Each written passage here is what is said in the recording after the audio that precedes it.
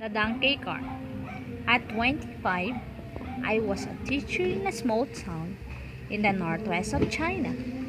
The town was sparsely populated and being so remote, lacked modern means of communication.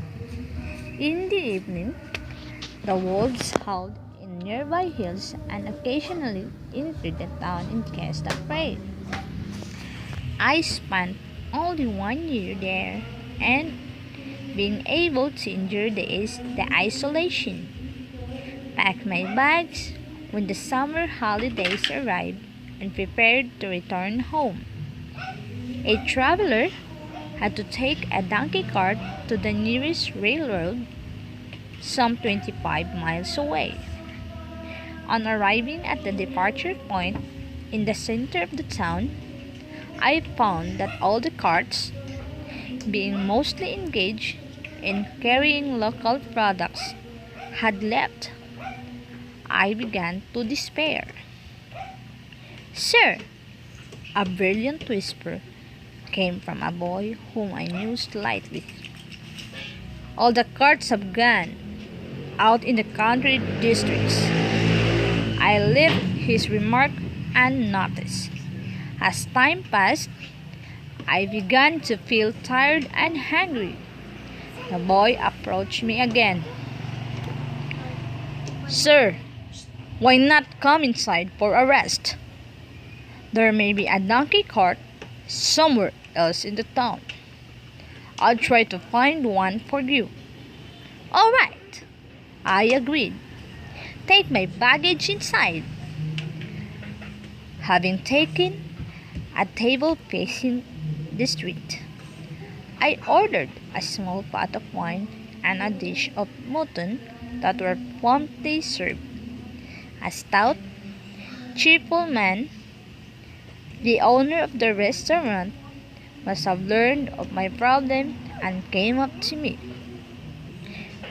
"Relax, my friend, and I'll see what can be done," he said, rubbing his hands together.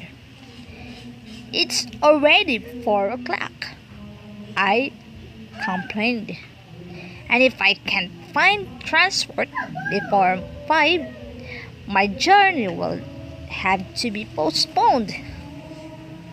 "Don't worry," said the innkeeper. "Dry weather like this is good for traveling at night." I sat there quietly, looking at my watch occasionally, hoping to see a cart throughout the open door.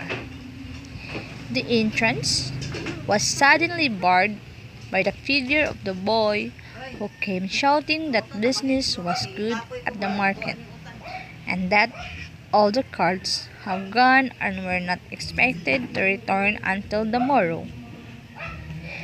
He moved away, revealing an empty donkey cart.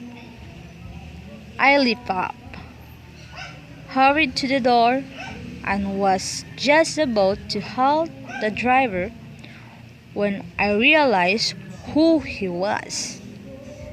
My hands dropped and returned regretfully to my seat. The innkeeper gave a sympathetic smile. The driver was Lin Nang, an old man with most unsavory reputation. Among the drivers, he couldn't be trusted. Even the children called the villain in their games Onang. I had used his cart once when I arrived in the town.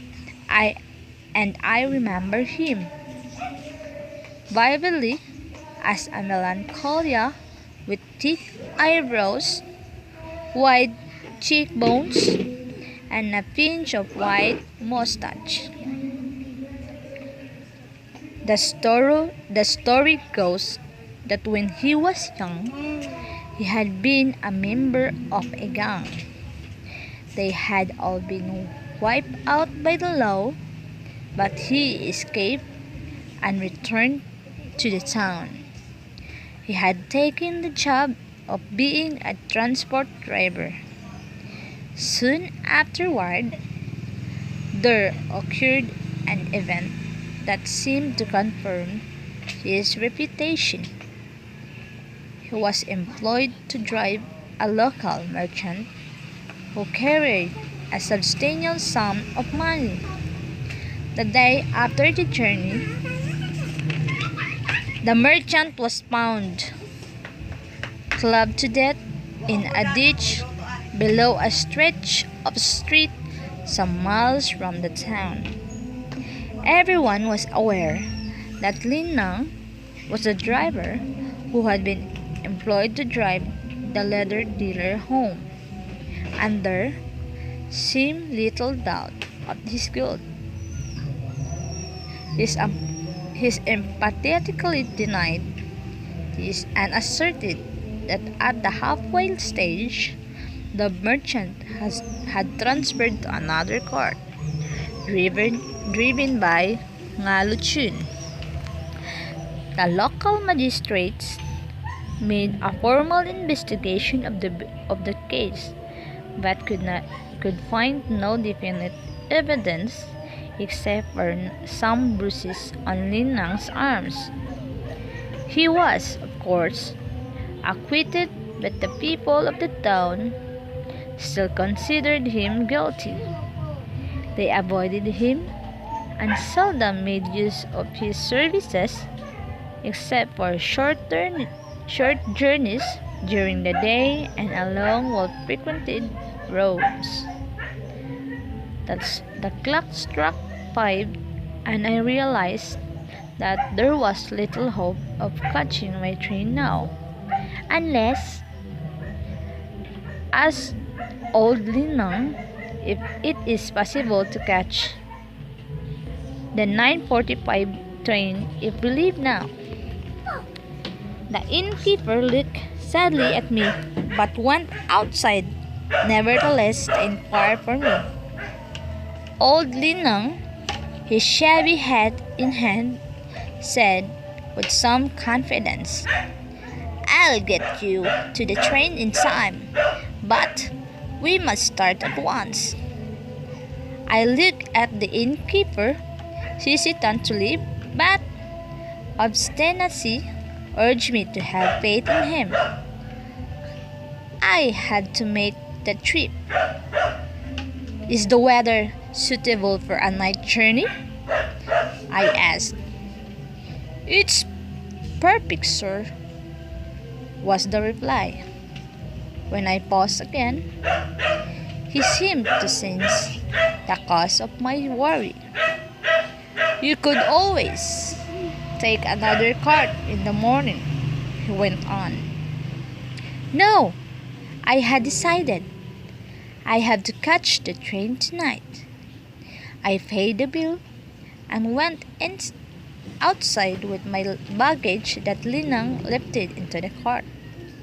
As I climbed in, he said, "We are ready to go now, sir.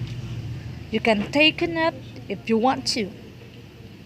Flatly, I answered, "I don't want to." And with a crack of his whip, we lurched forward. Some 3 hours had passed, and we were traveling across a barren plain under the darkening sky. The only signs of life were the occasional barkings of the dogs as we passed near some habitations. The countryside seemed to be asleep with the night wind singing a lullaby.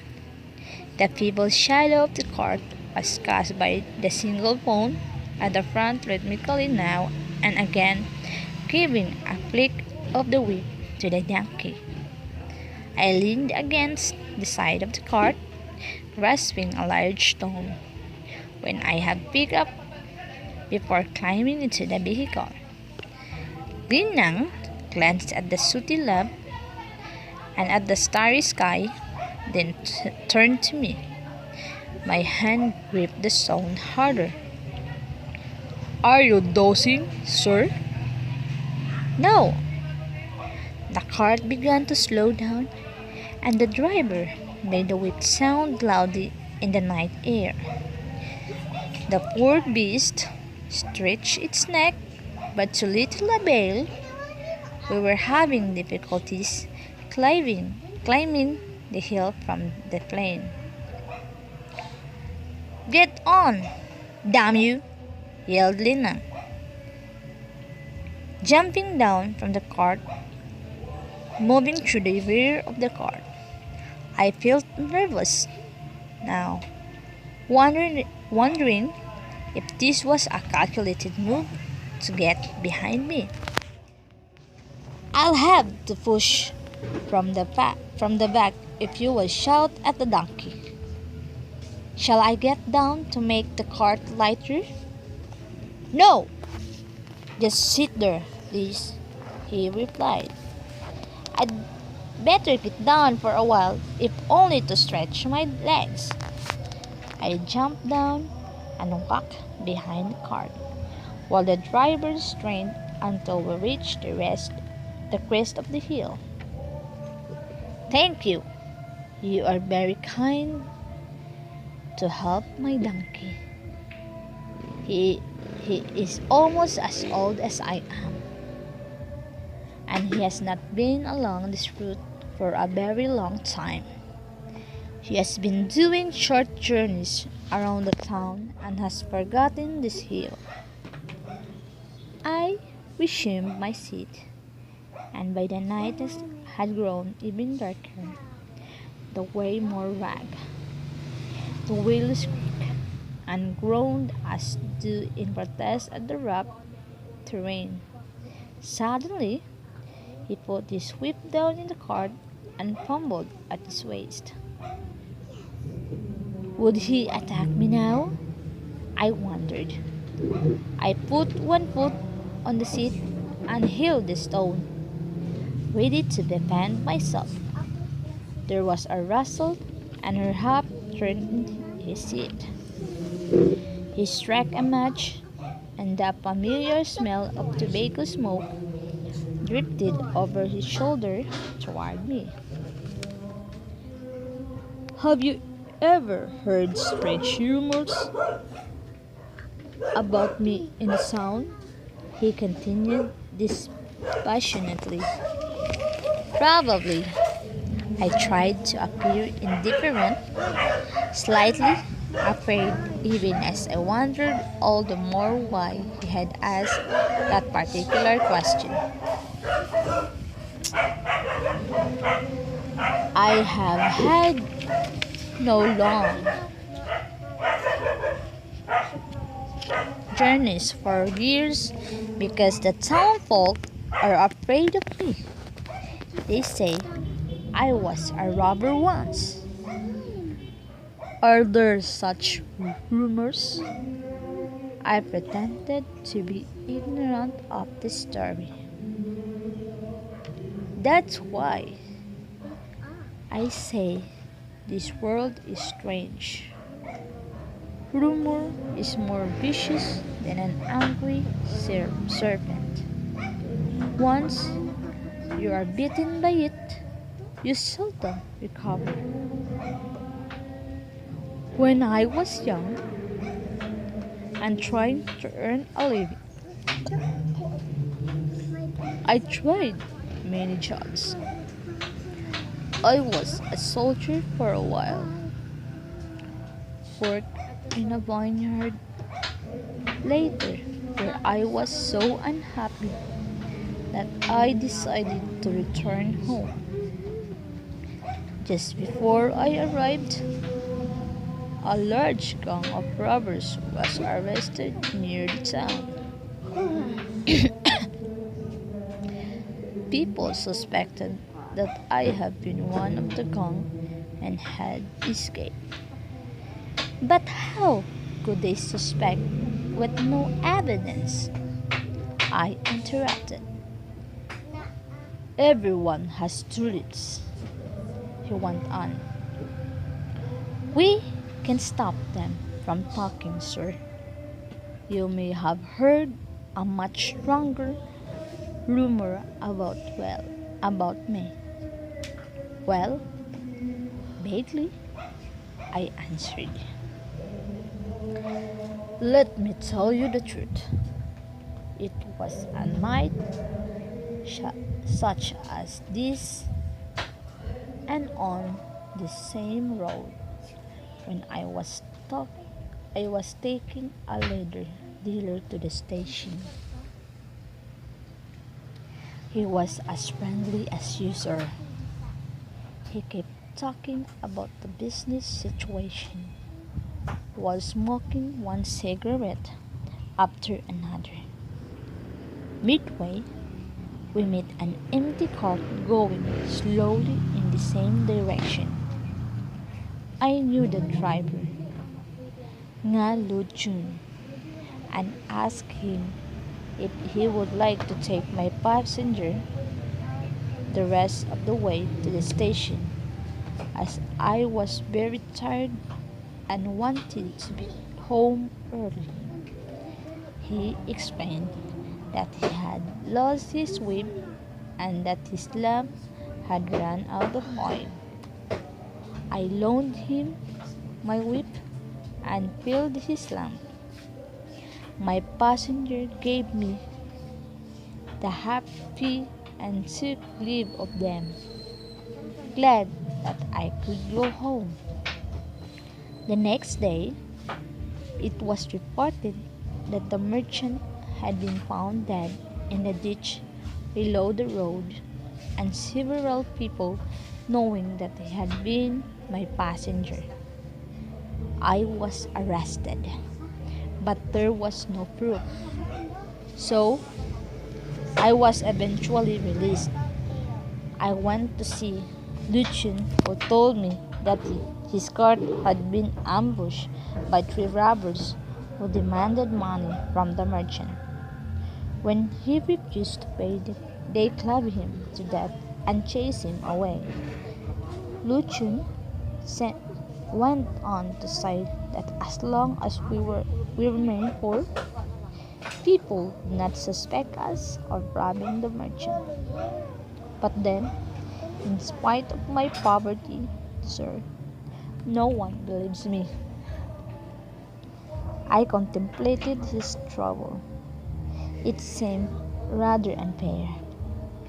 I loosened my grip on the stone and lit a cigarette.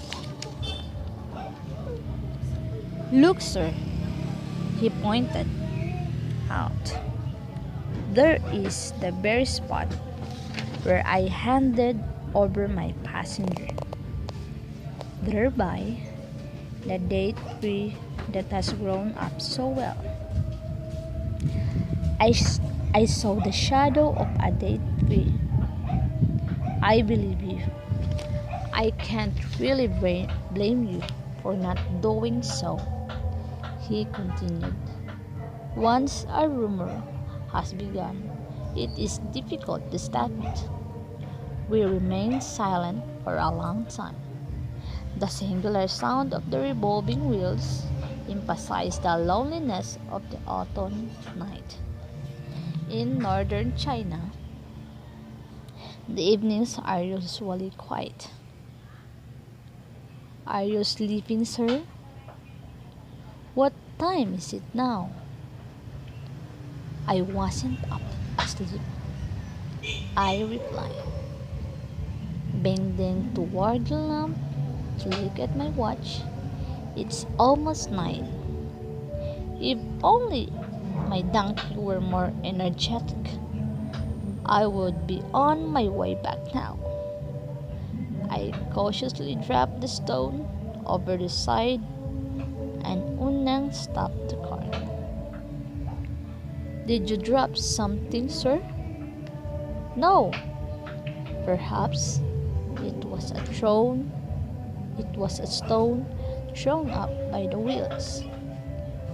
He waved his whip, and the cart advanced once again. We could see some lights in the distance.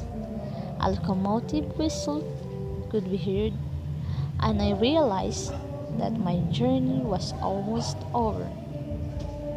Sir, write, if you please, to your friends back in the town so that I can have more long distance journeys. I will, I assured him. We entered the city and I gave the old man a double fee. He bade his farewell and left to get a drink at the inn. His shadow soon disappeared. I must write that letter. It may help the poor man. Thank you for listening.